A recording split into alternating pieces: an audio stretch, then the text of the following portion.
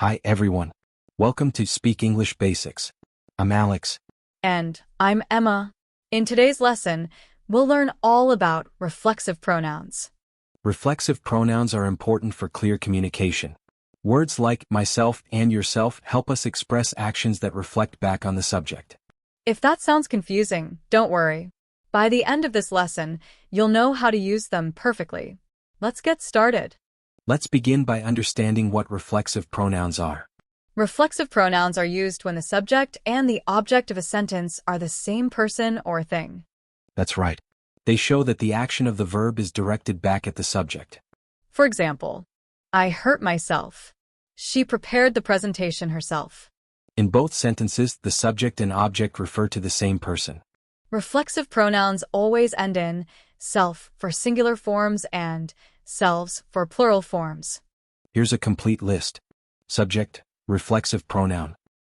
Myself, you yourself, he, himself, she, herself, itself, we, ourselves, you plural yourselves, they, themselves. Now that we know what reflexive pronouns are, let's talk about when to use them. This is the most common use. Reflexive pronouns are used when someone does something to themselves. For example, she looked at herself in the mirror. I taught myself how to cook. These sentences show that the subject and object are the same person. Reflexive pronouns can also add emphasis to the subject. For example, the teacher herself explained the rules. I myself completed the entire project. This use highlights that the subject did something personally or without help. Reflexive pronouns can indicate that someone did something alone or independently.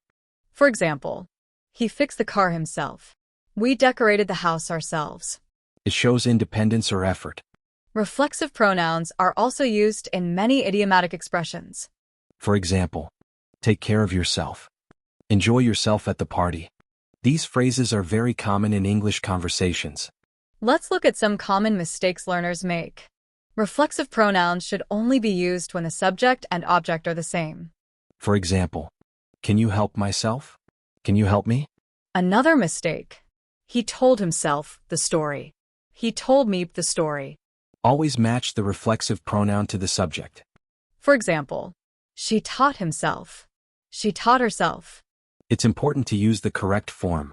Reflexive pronouns can also be used in questions. For example, did you enjoy yourself at the party? Why don't you introduce yourself? These are polite and useful phrases. Did you prepare this presentation yourself? Yes, I worked on it all night by myself. Can you explain this concept? Sure, but I suggest you try teaching it to yourself first. Who fixed the computer? Who fixed the computer? Let's practice. Fill in the blanks with the correct reflexive pronoun. I looked at underscore underscore underscore underscore underscore underscore in the mirror.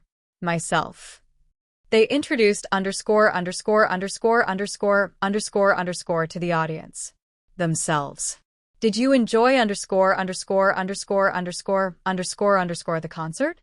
Yourself.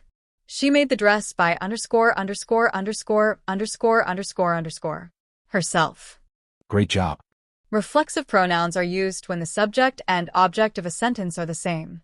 They're also used for emphasis, independence, and in common expressions.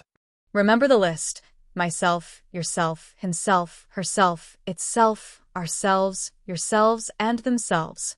Outro. That's all for today's lesson on reflexive pronouns. Keep practicing, and soon you'll be using reflexive pronouns like a pro. Don't forget to like, subscribe, and share this video. See you next time. Bye for now. Bye.